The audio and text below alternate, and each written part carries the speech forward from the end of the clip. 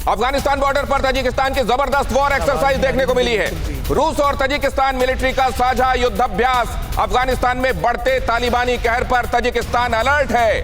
Tajikistan का रुख आप देख रहे हैं। रूस और तजिकिस्तान मिलिट्री का साझा अभ्यास। अफगानिस्तान में बढ़ते तालिबानी कहर पर तजिकिस्तान अलर्ट है और वो वॉर ड्रिल भी कर रहा है। इन तस्वीरों को जरा ध्यान से देखिए और इस एम्बियंस को भी सुनिए। आप देख रहे हैं ये आंच सिर्फ अफगानिस्तान में ये आग लगी है अगर तो इसकी आंच कहां कहां तक महसूस की जा रही है और तैयारियां किस किस्म की जा रही हैं वो आप देख रहे हैं। लेकिन अब मैं जनरल कुलकर्णी के पास जाना चाहता हूं। सर, हम इस बात पर चर्चा कर रहे थे कि चीन अपनी तरफ से कई स्मार्ट मूव्स उसकी निगाहों में जो होते हैं वो लेने की कोशिश करता है। ये क्या सीपेक को सिक्योर करने के लिए हो सकता है, तालिबान से हाथ मिलाना? दिनेश, चीन जो है हर हमेशा जानता था कि पाकिस्तान जो है वो सिंकियांग प्रोविंस में किसी प्रकार से परेशानी कर सकता है। यही कारण था कि चीन ने पाकिस्तान को अपनी तरफ रखा और यकीन दिलाने की कोशिश की कि किसी प्रकार से भी हम आपके साथ खड़े मिलेंगे, आप सिंकियांग प्रोविंस में कुछ नहीं करना है।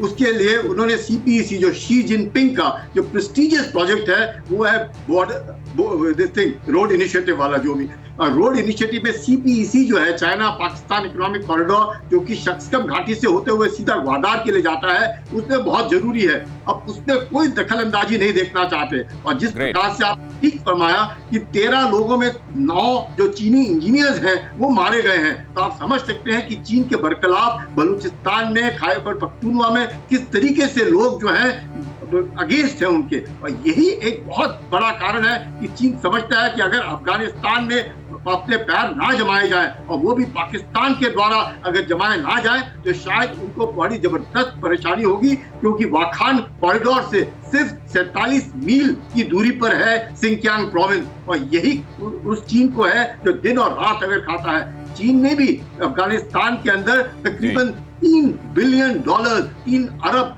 का इन्वेस्टमेंट किया है, लेकिन वहां से सिर्फ तांबा निकालने के लिए जो जितना भी इन्वेस्टमेंट कर रहा है अफगानिस्तान में वहां से रिसोर्सेज के लिए लेने के लिए। और यही कारण है कि वो तालिबान को, पाकिस्तान को, ISI को, अल कायदा को अपने साथ रखना चाहता है, उनको फंडिंग देता है, उनको हथियार देता है। सर, सांप जो पालता है वो कभी ना कभी डसा भी जाता है। अशोक सज्जनहार साहब के पास भी मैं जाना चाहता हूं और आप देख रहे हैं ऑगस्टिन साहब हमारे साथ जुड़ गए हैं। सर, मैं आपके पास लौटूंगा। आज भी कमाल का बैकड्रॉप आपने सेट किया है, गजब टेक्नो सेवी हैं आप। लेकिन पहले सज्जनहार साहब आपके पास ये कैसे जस्टिफाई करेगा? हालांकि वो मैंने देखा है वो किसी चीज को एक हद से ज्यादा भाव देने के मूड में रहता भी नहीं है। WHO को जैसे उसने मना कर दिया कि दूसरी लहर की खोज कैसे हुई थी आप हमारे यहां से नहीं कर सकते, आपके प्लान के हिसाब से हम नहीं चलेंगे।